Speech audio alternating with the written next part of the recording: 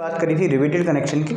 ठीक, तो सबसे पहले तो अपन को बात करते हैं कि बोल्टेड कनेक्शन होता क्या है। तो सिंपल सा आप कह सकते हैं कि जब जो कनेक्शन है वो किसके थ्रू हो रहा हो, बोल्ट के थ्रू हो रहा हो, तो उसको अपन क्या कह देते हैं, सिंपल सा बोल्टेड कनेक्शन कह देते हैं। सिंपल है, इतना तो अपन समझते ही कि when the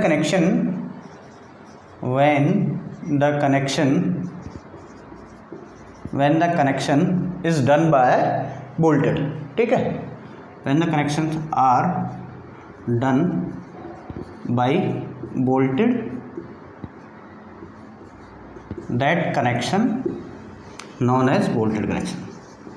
That connection is known as bolted connection. तो वह जो कनेक्शन कहलाएगा मेरा क्या कहलाएगा भाई, बोल्टेड कनेक्शन कहलाएगा। सिंपल है भाई, यहाँ तक तो कोई दिक्कत वाली है ही नहीं।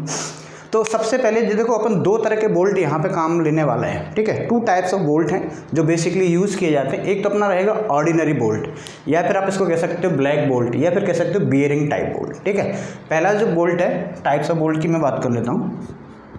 टाइप्स ऑफ बोल्ट, ठीक है। अब बोल्ट तो आप लोग जानते ही हो, नट बोल्ट जिसको होता है, उसका भी मैं अभी आपको बना देता हूँ।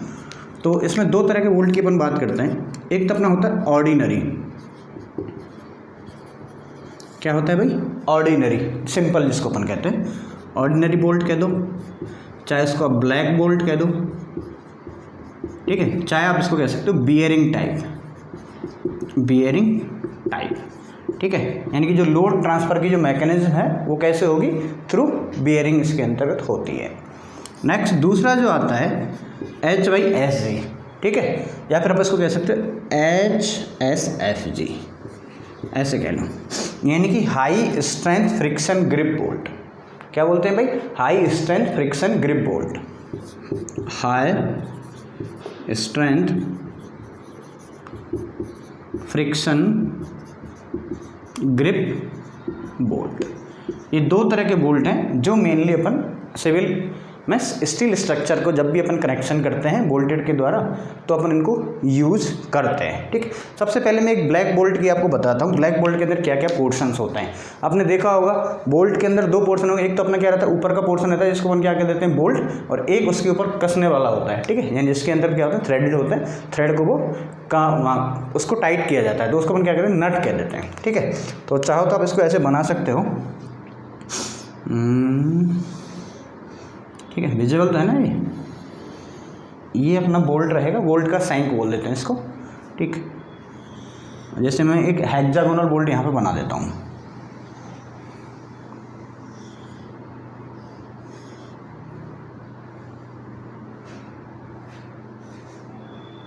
ठीक है, देख रहा है आपको, ये इसका क्या होता है, पूरा हेड वाला पोर्शन होता है। आप इसको ज़्यादा राउंडेड भी और ज़्यादा लग रहा है तो आप उसको थोड़ा सा ऐसे कर सकते हैं, है ना, कुछ इस तरह का आपको बोल्ट दिखेगा। ठीक, और इसके अंदर नीचे की तरफ क्या होता है भाई, एक थ्रेडेड पोर्शन होता है। ठीक है, इस तरह का। तो ये वाला जो पोर्शन है इसको अपन क्या बोल देते हैं भाई, बोल्ट कह देते हैं। इस पूरे पोर्शन को क्या कह देते हैं, मैं बोल्ट कह दूंगा। ये जो है इसका यहाँ से यहाँ तक का जो पोर्शन है इसको अपन बोलते हैं सैंक। क्या बोलते हैं भाई, सैंक। जैसे अपन ने रिवेट में देखा था सैंक डाया, तो उसी तरह से ये क्या है भाई, इसका सैंक है। ठीक, और इस सैंक का यदि ये पोर्शन मेरा क्या है, थ्रेडेड है भाई, जिसके अंदर क्या चूड़ियाँ बनी हुई हैं, तो उसको हम क्या कह देते हैं, थ्रेड। ठीक है, तो कई बार तो आप इसको सैंक को यहाँ तक पूरा कंसीडर कर सकते हो यदि इसके अंदर थ्रेडेड नहीं है। यदि इस पोर्शन ने थ्रेडेड कर दिया तो फिर अपना सैंक कहाँ तक रह जाएगा, सिर्फ यहाँ तक। ठीक, तो अब इसको आप यहाँ से मिटा देंगे। तो जब भी आपसे पूछे सैंक, तो दिस वाला पोर्शन हो गया, ये वाला क्या हो गया, थ्रेडेड पोर्शन हो गया। ये इसका ऊपर का क्या हो गया भाई, हेड। ठीक है, ये अपन क्या हो गया, हेड, ये इसका हो गया हेड। ठीक है, अब इसकी यदि मैं डायमेंशन की बात करूँ, यदि सैंक का डाया मेरा डी है, यदि सैंक पे इसका जो डाया है वो क्या है, डी है, तो इसके ये जो रहेगा यानी कि हेड का जो लंबाई रहेगा वो होता है अप्रॉक्सीमेटली 0.65 डी। कितना होता है भाई, 0.65 डी। ये इसका क्या हो जाएगा, लेंथ हो जाएगा। वहीं यदि हेड के डायमीटर की आपसे बात की जाए यदि यहाँ से लेके यहाँ तक की आपसे बात की जाए तो ये अप्रॉक्सीमेटली होता है ब्लैक बोल्ट की। जब मैं बात करता हूँ फर्स्ट वाले के लिए तो 1.65D कितना हो जाता है भाई 1.65D। ये किसके लिए? ब्लैक बोल्ट के लिए। आप इसको बी भी कह दो। और वहीं यदि आपसे पूछा जाए कि ये जो है HYSG के लिए कितना होता है, तो HYSG के लिए होता है 1.9D, यानी हाई स्ट्रेंथ ग्रिप बोल्ट के लिए क्या हो जाता है 1.9D हो जाता है। ठीक, तो ये तो मेरा क्या रहा भाई बोल्ट रहा। ठीक है, यहाँ तक की बात क्लियर होगी। उसके बाद इसमें नीचे टाइट करने के लिए क्या होता है नट होता है। क्या होता है भाई नट होता है। तो नट कैसा होगा, ये मान लिया कि मैंने इसका एक नट बना दिया। ठीक है, डायग्राम पे जो हो जाएगा पूरी तरह से। ठीक है, ये कुछ इस तरह से, ये इसका क्या हो गया नट हो गया। ठीक, यानी ये सैंक वाला पोर्शन है, ये इसके ऊपर क्या हो जाएगा, इसके ऊपर टाइट कस जाएगा। ये नट की जो लेंथ की बात करते हैं ये approximately 0.8D for black bolt. पहले अपन ब्लैक बोल्ट की बात कर रहे थे। तो ये सारी चीज़ें क्या होगी एक पूरे नट बोल्ट के अंतर्गत। ये आपको क्लियरली विजिबल है, सारी चीज़ें दिख रही हैं ना आपको। ठीक है, ठीक, तो ये मेरा क्या होगा एक नॉर्मल आपने ये वाला पोर्शन देखा जो बोल्ट है और ये उसका नट होता है। इस नट को अपन क्या कर देते हैं, जैसे ये मैंने बोल्ट लगा लिया और ये इसका नट लगा दिया, इसको नट को इस तरह से इसके ऊपर टाइट कर दिया जाता है। ठीक, अब ध्यान क्या रखना है, हेड है, हेड कितना होता है 1.65D फॉर ब्लैक बोल्ट। और यदि आपसे पूछे HYSG के लिए कितना होता है 1.9D हो जाता है। नट की साइज़ की बात करें ठीक 1.8D हो जाएगी। ये अपना अप्रॉक्सीमेटली सेम ही रहता है नट और बोल्ट का। ठीक है, यहाँ तक जो पोर्शन क्या है जिसके अंदर चूड़ियाँ नहीं, ठीक है, बेसिकली अपन क्या है चूड़ियाँ। ठीक है, तो जिसके अंदर थ्रेडेड पोर्शन है इसको साइन कर देते हैं और जो पोर्शन है उसको थ्रेडेड पोर्शन बोल दिया जाएगा।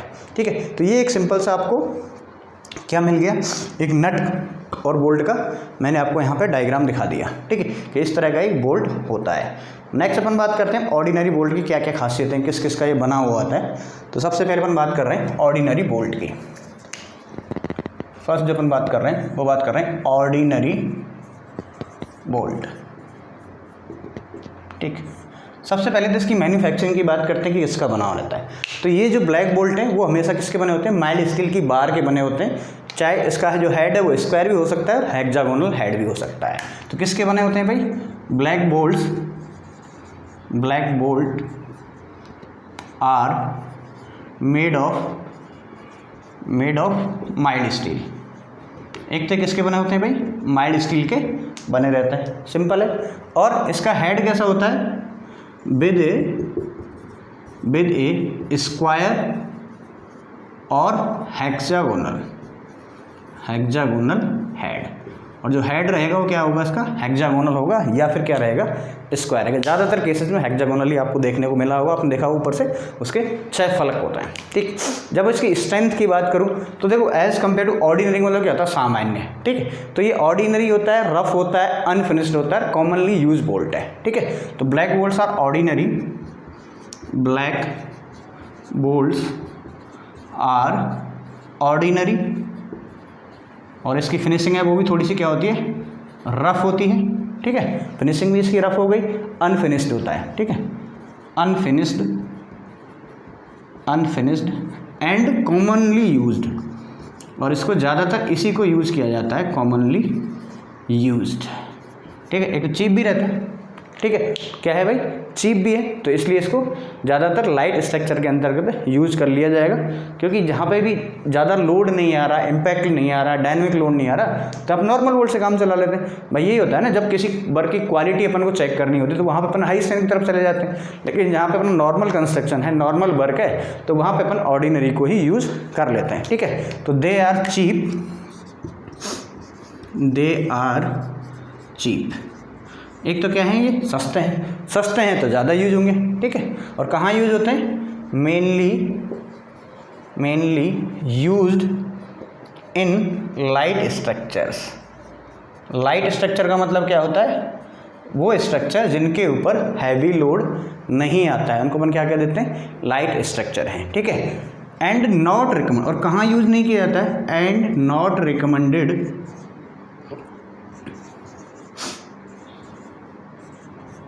रिकमेंडेड फॉर, जहाँ पे भी अपना लोड क्या हो, हैवी हो। ठीक है, not recommended for connection subjected to subjected to impact and dynamic load, impact and dynamic load, यानी कि जहाँ लोड क्या हो मेरा सडनली आ रहा है, ठीक है, बहुत ज़्यादा आ रहा है या फिर सडनली आ रहा है, तो उस केस के अंतर्गत हम इस तरह के बोल्ट को रिकमेंड नहीं करते हैं, ठीक है। जब अपन लोड ट्रांसफ़र की बात करते हैं तो इसका जो लोड ट्रांसफ़र होता है वो थ्रू क्या होता है, बियरिंग होता है, ठीक है। जो लोड है वो कैसे ट्रांसफ़र होता है, बाई बियरिंग होता है, जबकि HYSG के में नाम ही लिखा हुआ फ्रिक्शन के थ्रू होता है, ठीक है। तो black bolt transfer the load by bearing, black bolts transfer the load by bearing, किसके थ्रू होता है भाई, बियरिंग के थ्रू होता है, जबकि while HSFG bolt load transfer by किसके थ्रू होता है, फ्रिक्शन, जबकि इनके अंतर्गत फ्रिक्शन के थ्रू ट्रांसफ़र होता है। तो ये मेन पॉइंट्स थे अपन ने जो ऑर्डिनरी बोल्ट के साथ याद रखना है। नेक्स्ट अपन बात करते हैं HYSG बोल्ट की, उसको भी मैं यहीं पे शो कर देता हूँ। वही 3-4 पॉइंट यही लिखना है कि किसका बना होता है, कहाँ यूज़ होता है। कई बार इनका क्या डिफरेंस भी पूछ लिया जाता है आपसे कि भाई दोनों बोल्ट का डिफरेंस क्या है, HYSG और ब्लैक बोल्ट, ठीक है। कोई शॉर्ट नोट लिखवा लिया, ऐसा भी हो जाता है कई बार। तो अब अपन को याद रखना है HSFG, सेकंड HSFG, ठीक है, high strength friction grip bolt. सबसे पहले तो अपन बात करते हैं, ये तो माइल्ड स्टील का बना होता है, ये बना होता है अपना मीडियम कार्बन स्टील बार का। These bolts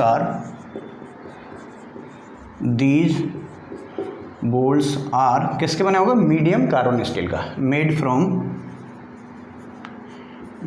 from medium carbon steel bar. तो ये तो इसकी मैन्युफैक्चरिंग के बारे में हो गया, भाई किसका बना होता है। दूसरा, जब भी यूज कहाँ करना है इसको, ठीक है, तो इन बोल्टों को वहाँ पे यूज़ किया जाता है या फिर किस तरह से यूज़ किया जाता है। तो ये बोल्ट बेसिकली क्या है, प्री टेंशनिंग इसके अंदर पहले डेवलप होता है, यानी पहले से प्री टेंशनिंग मतलब क्या होता है कि कोई बोल्ट के ऊपर कोई लोड आने वाला है तो उसको अपोजिट डायरेक्शन में पहले से स्ट्रेस कर दो, उसको अपन क्या कह देते हैं, प्री टेंशनिंग या प्री स्ट्रेस बोल देते हैं, ठीक है। तो इसमें पहले से प्री टेंशनिंग डेवलप कर देंगे, जिससे कि एक क्लैंपिंग फोर्स, यानी दोनों प्लेट हैं उनको पकड़ के एक क्लैंपिंग एक्शन की तरह बिहेव करेगा, उस तरह से कनेक्शन को ट्रांसफ़र किया जाता है, ठीक है। तो ये लाइन इंपॉर्टेंट है, आप लिख सकते हैं, ठीक। In these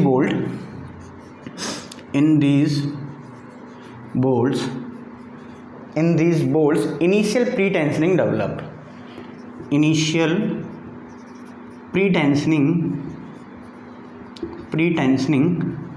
develops। क्या होता है इनके अंदर, पहले इनिशियली एक प्री टेंशनिंग डेवलप हो जाती है, जिससे कि एक क्लैंपिंग फोर्स एक्ट करता है। तो clamping force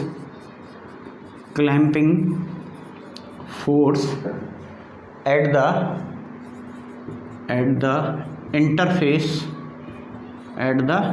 interfaces of the member, ठीक है, interfaces of the members to be connected,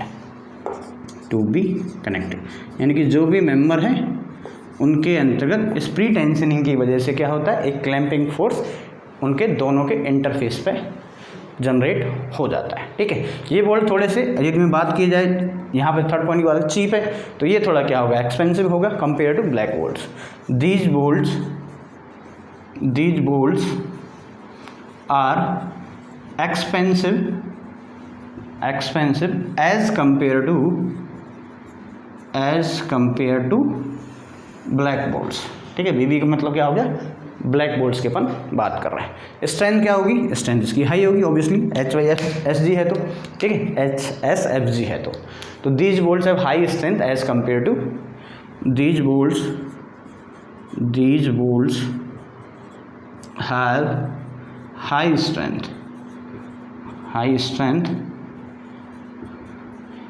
as compare to black bolt. Black bolt के कंपेयर में इसकी क्या होती है भाई, स्ट्रेंथ भी हाई होती है। अब इस बोल्ट को कहाँ यूज़ नहीं किया जा सकता था, जहाँ इम्पैक्ट और डायनेमिक लोड आ रहा है, तो वहाँ इसको यूज़ कर लेंगे, ठीक है। तो दीज बोल्ट्स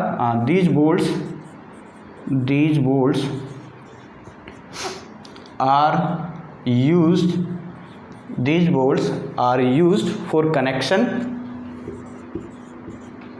कनेक्शन व्हेन या फिर वेयर, ठीक है, व्हेन इम्पैक्ट और dynamic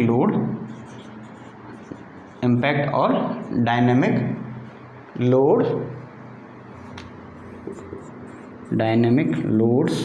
are coming in the structure. जब भी स्ट्रक्चर के अंतर्गत इम्पैक्ट हो या फिर डायनेमिक लोड जनरेट हो रहे हैं तो वहाँ पे इसको यूज़ किया जाता है। और लोड ट्रांसफ़र कैसे होता है, लोड ट्रांसफर्ड बाय कैसे होगा भाई, फ्रिक्शन ओनली, ठीक है। Load transferred by friction only, friction के थ्रू क्या होता है, लोड ट्रांसफ़र होता है इस केस के अंदर, ठीक है। तो ये सारे पॉइंट आपको याद रखने हैं, ठीक है। दोनों का कंपैरिजन कर लिया अपन ने, ऑर्डिनरी वोल्ट का और HSFG का, ठीक। तो इसको मैं रब कर देता हूँ। नेक्स्ट अपन बात करते हैं ग्रेड ऑफ बोल्ट या फिर क्लास ऑफ बोल्ट। तो अभी अपन बात कर रहे हैं ग्रेड ऑफ बोल्ट या फिर आपसे पूछा जाए क्लास ऑफ बोल्ट। देखो कई बार आपको क्वेश्चन के अंदर ऐसा मेंशन मिल जाएगा कि ग्रेड ऑफ बोल्ट क्या है, ठीक है। तो हमेशा grade of bolt is represent by AB, ठीक। जैसे एग्जांपल की बात करूं, अब पहले ध्यान रखिए, grade of bolt is represented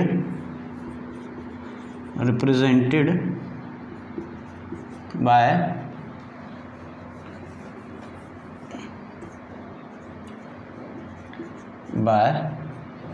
AB। यदि किस तरह से लिखना है, यहाँ पे A और B दोनों टर्म को समझिएगा। वेयर A इज, या फिर आप कह सकते हो A पॉइंट B, ठीक है, A डॉट B, इस तरह से यदि आपको लिखा हुआ है तो A का मतलब तो क्या हो गया, वेयर A इज 100th, यानी 400 लिखा हुआ है तो मतलब क्या लिख देंगे उसकी जगह 4, 100th of ultimate tensile strength, 100th of tensile strength, tensile ultimate, tensile में कौन सा, अल्टीमेट टेंसाइल स्ट्रेंथ कर लीजिएगा इसको, सॉरी, ठीक है। Where 100th of nominal ultimate tensile strength, जो A है वो तो किसको रिप्रेजेंट कर रहा है, 100th of nominal ultimate tensile strength. वहीं B की बात करें, B क्या है, B बेसिकली रेशियो है, ठीक है, ratio of yield stress to ultimate stress, ratio of yield stress to ultimate stress. For example में यदि आपको लिख दिया जाए कि ग्रेड ऑफ बोल्ट इज 4.6, क्या लिख दिया भाई, 4.6 लिख दिया, तो इसका मतलब क्या हो गया, इसकी अल्टीमेट स्ट्रेंथ क्या है, अल्टीमेट स्ट्रेंथ क्या हो जाएगी भाई, 4 किसको रिप्रेजेंट कर रहा है, 100th of nominal ultimate strength, यानी कि 100th, यानी कि 100 का भाग दिया हुआ है जो भी अल्टीमेट स्ट्रेंथ थी तब जाके 4 आया, तो दैट मीन्स क्या होगी, अल्टीमेट स्ट्रेंथ इज 4 × 100, ठीक है। कितना लिख देंगे अपन, 4 × 100, ठीक है, कितना आगे 400 न्यूटन पर mm²। अल्टीमेट स्ट्रेंथ इन, ये भी याद रखना, न्यूटन पर mm² के अंतर्गत रिप्रेजेंट करेगी, ठीक। तो उसकी अल्टीमेट स्ट्रेंथ तो क्या होगी, 4 × 10, यानी कि 400 न्यूटन पर mm²। वहीं यील्ड स्ट्रेंथ की बात करें, यील्ड स्ट्रेंथ, ठीक है, तो यील्ड स्ट्रेंथ क्या हो जाएगी भाई इसकी, दिस इज द रेशियो, 0.6 है वो किसका रेशियो है, अल्टीमेट का और यील्ड स्ट्रेस का। तो यानी कि यील्ड स्ट्रेस निकालने क्या कर देंगे, जो भी रेशियो है यानी कि 0.6 into ultimate strength 400, that means 240 Newton पर mm स्क्वायर, सिंपल। और आप यदि 4 में 100 से गुणा कर देना है और जो भी अल्टीमेट स्ट्रेंथ है उसमें 0.6 से गुणा कर दें, तो ये आ गया। अब एक दूसरा एग्जांपल लूँ मैं, फॉर एग्जांपल यदि आपको लिखा आ जाए 8.6 grade of bolt, 8.6 grade of bolt, ठीक है, 8.8 आ जाए जैसे, तो इसका मतलब क्या है, ठीक है, 8.8 ग्रेड ऑफ बोल्ट, यही कॉमनली यूज़ किया जाता है। तो इसकी अल्टीमेट स्ट्रेंथ क्या आ जाएगी, अल्टीमेट स्ट्रेंथ, तो अल्टीमेट स्ट्रेंथ क्या हो गई भाई, 8 इंटू 100, दैट इज 800 न्यूटन पर mm स्क्वायर, ये तो इसकी क्या हो गई, अल्टीमेट स्ट्रेंथ हो गई, ठीक। तो यील्ड स्ट्रेंथ क्या हो जाएगी भाई, यील्ड स्ट्रेंथ, तो yield strength is 800 multiply by 0.8, that is 640 Newton पर mm स्क्वायर, ठीक है। तो जब भी आपसे ग्रेड के बारे में पूछ ले कि भाई ग्रेड ऑफ बोल्ट क्या है, जैसे क्वेश्चन में मेंशन कर दिया 4.6 है या फिर 8.8 है, तो आप उसकी दोनों ही चीज़ों को आप यहाँ से निकाल सकते हो, ठीक है। क्लियर है यहाँ तक, हटा दो इसको, ठीक है। अब कुछ इंपॉर्टेंट डेफिनेशंस हैं उनके बारे में पढ़ते हैं।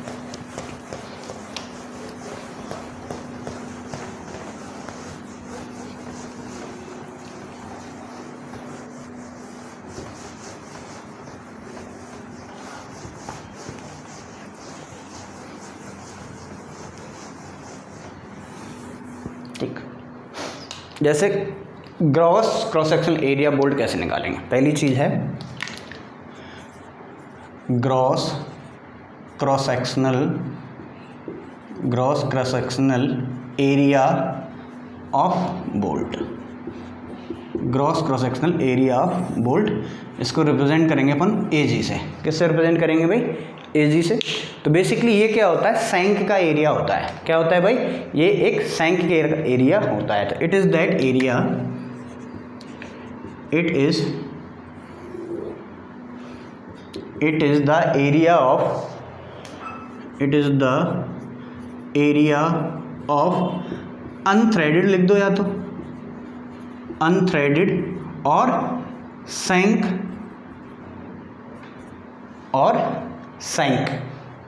Of the bolt, shank of the bolt, ठीक है। यदि आपसे पूछा जाए कि सैंक एरिया है और उसको कैसे रिप्रेजेंट करेंगे, या तो एजी या फिर area of shank at bolt, ASB, ठीक है। तो ये क्या हो जाएगा, π/4 d स्क्वायर, ठीक है। डी क्या हो जाएगी, डाया ऑफ सैंक, डाया ऑफ सैंक। यदि सैंक की डाया क्या है, स्मॉल d है, देन एजी क्या हो जाएगी, π/4 d स्क्वायर। वहीं यदि आपसे पूछा जाए नेट एरिया, सेकंड आता है अपना net area, net area of bolt, ठीक है, या फिर net cross section area bolt, net cross section area of bolt, ठीक है। इसको रिप्रेजेंट कर देंगे अपन ए नेट से, या फिर अपन इसको कह सकते हैं थ्रेडेड एरिया, थ्रेडेड एरिया, यानी कि जो भी थ्रेडेड पोर्शन है उसके एरिया की अपन बात कर रहे हैं। तो बेसिकली ये क्या होता है, जो भी अपना सैंक एरिया है उसका होता है 78%, यानी कि ए नेट या फिर कई जगह ए एन भी लिख दिया जाता है, दैट इज 0.78 ऑफ एजी, यानी कि जो ग्रॉस एरिया है उसका कितना लेना है, 78% ले लेना है, ठीक। तो ए एन क्या हो गया मेरा, 0.78 इंटू π/4 d स्क्वायर, क्या हो जाएगा भाई, area net 0.78 into π/4 d square, ठीक है। ये चीज़ क्लियर हो गई। इसके अलावा जैसे अपन ने पहले कनेक्शन की जब बात करी थी तो रिवेटेड कनेक्शन के अंदर भी पढ़ा था कि पिच क्या होता है, गेज क्या होता है, एंड डिस्टेंस क्या होता है, ठीक है। तो उनको एक बार मैं यहाँ पे बना देता हूँ, वैसे तो आपने पूरा पढ़ ही लिया है, ठीक है। डायग्राम से एक बार दोबारा आपको रिकॉल हो जाएगा, ठीक है। ये जैसे कि मेरी एक प्लेट है, इसको मैंने दूसरी प्लेट से कनेक्ट कर दिया, ये मान ली मेरी दूसरी प्लेट है, ठीक। इन दोनों प्लेटों को आपस में कनेक्ट किया हुआ है और यहाँ पे मेरा कोई इस डायरेक्शन के अंतर्गत लोड लग रहा है। यहाँ पे मैं बोल्टेड कनेक्शन को यहाँ पे शो कर देता हूँ आपको।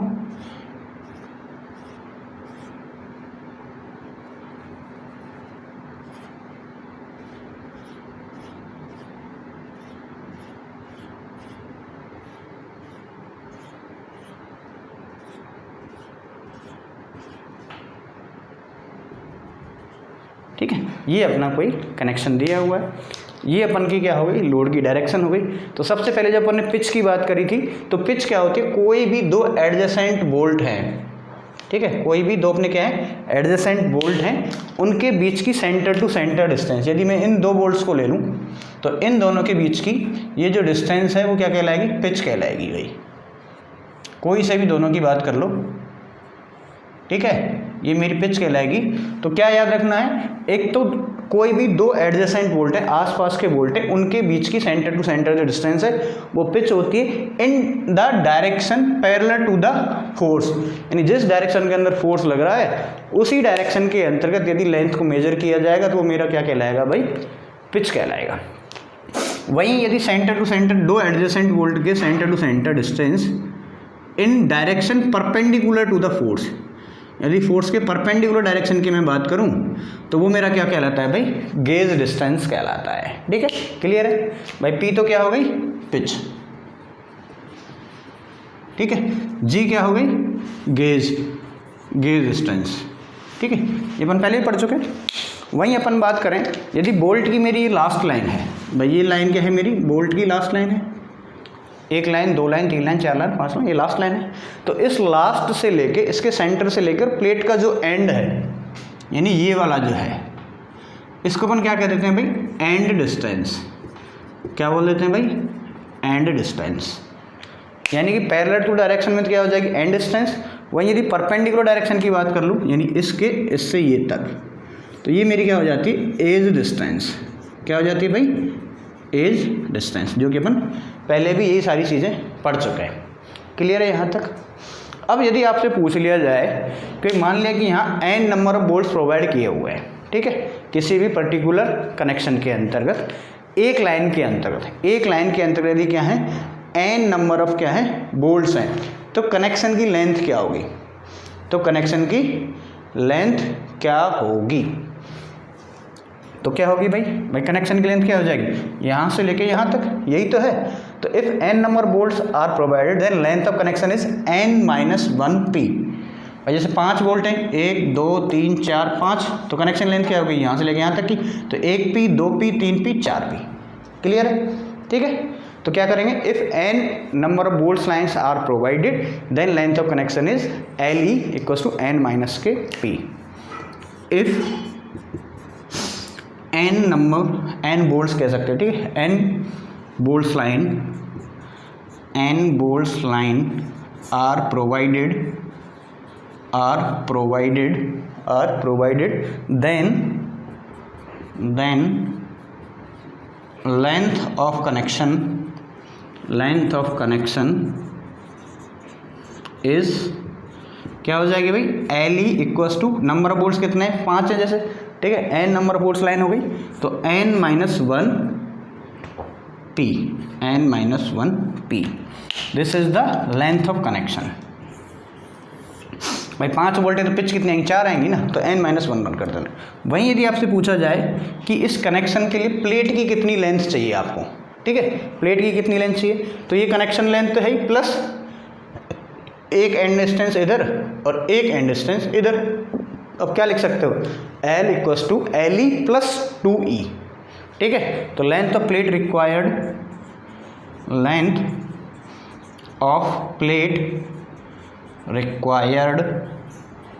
फॉर कनेक्शन के लिए टोटल लेंथ कितनी रिक्वायर्ड है, वो यदि आपको निकालनी है तो क्या करेंगे, L = LE, यानी कि लेंथ ऑफ कनेक्शन प्लस एक ई इधर से एक ई इधर से प्लस 2E, या फिर आप कह सकते हो n-1 p + 2E। अब E क्या है यहाँ पे, एज डिस्टेंस है, P क्या है, पिच है, ठीक है, एंड डिस्टेंस को ई से और एज डिस्टेंस को भी ई से रिप्रेजेंट कर दिया जाता है, दोनों को ही। ठीक, तो यहाँ से आप क्या निकाल सकते हो, कोई भी पर्टिकुलर कनेक्शन है उसके लिए कितने लेंथ की अपने को रिक्वायरमेंट होगी। ठीक है, ये चीज़ यहाँ पे क्लियर हो गई।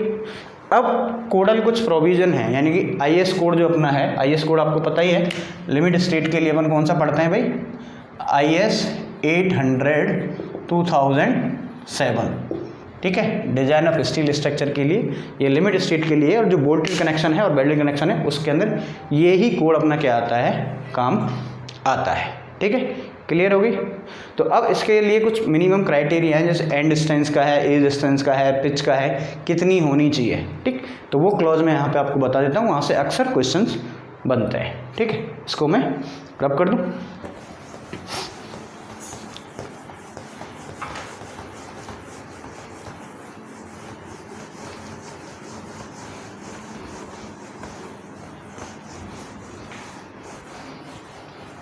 इस डायग्राम को रहने देते हैं, इससे आसानी रहेगी थोड़ी सी समझने में अपने लिए, है ना। ठीक, सबसे पहले बात करते हैं मिनिमम एंड डिस्टेंस या फिर एज डिस्टेंस कितनी प्रोवाइड करनी है। मिनिमम एंड डिस्टेंस या फिर एज डिस्टेंस, ये भी सेम ही है। ठीक है, दोनों की बात कर लेते हैं। Edge distance, minimum end distance या फिर मिनिमम एज डिस्टेंस। ठीक है, तो ये जब अपन बात करते हैं तो इसकी जो वैल्यू है e minimum that should not be less than 1.7 DH। ठीक है, 1.7 DH। अब H क्या है यहाँ पे, dia of hole, dia of hole. ये तो है मेरे रोल्ड सेक्शन के लिए। किसके लिए भाई, रोल्ड सेक्शन के लिए ये वैल्यू अपन को रखनी है। ठीक है, वहीं अदर सेक्शन है तो उसके लिए अपन वैल्यू रखेंगे 1.5 DH फॉर अदर सेक्शंस, याद रहेगा, इससे कम नहीं होनी चाहिए। ठीक है, DH यानी कि होल की डाया है, होल की डाया, इसके लिए भी आईएस कोड ने कुछ लिमिट्स दी हुई हैं। ठीक है, जैसे अपने रिवेटेड कनेक्शन के अंदर जो पढ़ा था वहाँ तो अपने सिंपल सा देख लिया था। क्या देख लिया था भाई, कि यदि 25 mm से कम है तो आपको क्या कर देना है, 1.5 ऐड कर देना है, और 25 से ज़्यादा है तो 2 mm यूज़ कर देना है। लेकिन यहाँ पे आपको थोड़ा सा अलग देना है। ठीक, तो यदि इसके लिए भी एक नोट लगा लो, यहीं पे लिख देते हैं अपन इसको भी। ठीक, एक टेबल बना देता हूँ मैं, यहाँ तो लिख देते हैं nominal size of bolt, nominal size of bolt. ठीक है, यहाँ नॉमिनल साइज लिख लेंगे, उसके बाद कितना क्लियरेंस होना चाहिए या फिर कितना एक्स्ट्रा अपन को जोड़ देना है, वो अपना क्लियरेंस आ जाएगा, और लास्ट में आ जाएगा dia of hole, dia of hole. ठीक है, इसको आप चाहो तो डी नोट से भी रिप्रेजेंट कर सकते हो या फिर DH से भी रिप्रेजेंट कर सकते हैं। ठीक है, ये आपके ऊपर डिपेंड है आप किससे करना चाह रहे हो।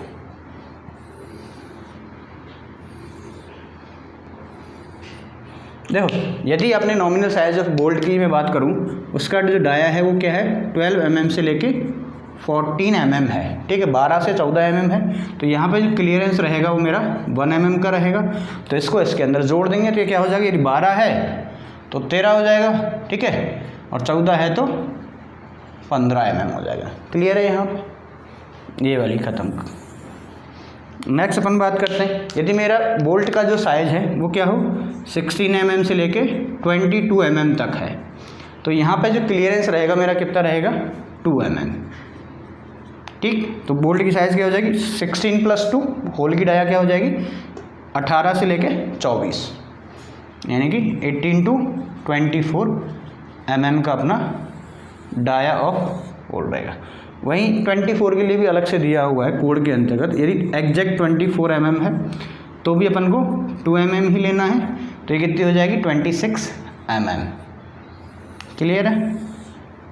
अब यदि मेरा जो बोल्ट का जो साइज है वो क्या हो, 24 mm से ज़्यादा हो, उस केस में अपन को 3 mm लेना है।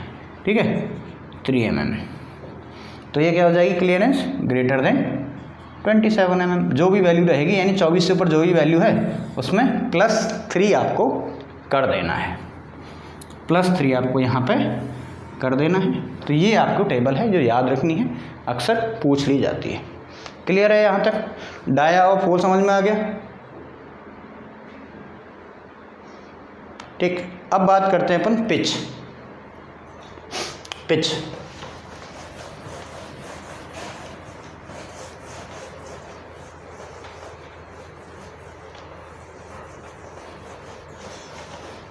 चलो भाई पिच की बात करते हैं। देखो मिनिमम पिच और मैक्सिमम पिच कितनी होनी चाहिए। मिनिमम पिच, देखो मिनिमम पिच का तो सीधा सा क्लॉज है कि 2.5 डी से कम नहीं होनी चाहिए। 2.5 D P minimum should not be less than, ऐसे कर लो इसको, should not be less than 2.5 D. D क्या है यहाँ पे? Nominal dia of bolt. ठीक है, वहीं अपन बात करते हैं जब मैक्सिमम पिच की, तो इसके लिए थोड़ा सा अलग अलग क्लॉजेस हैं। मैक्सिमम पिच के लिए 3 क्लॉज अपन को याद रखने।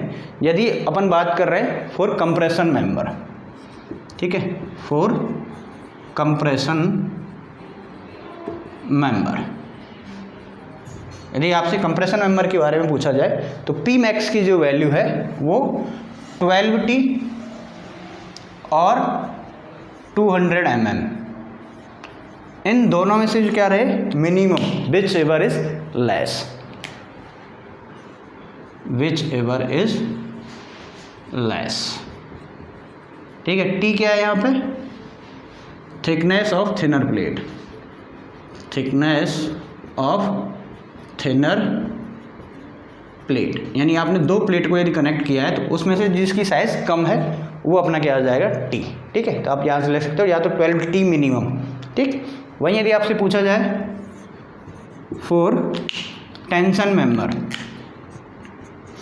यदि आपसे टेंशन मेंबर की बात कर रहा है, टेंशन मेंबर, तो इसके लिए जो वैल्यू है वो हो जाएगी 16T और 200 mm, whichever is less, इन दोनों में से जो भी लेस है, विच एवर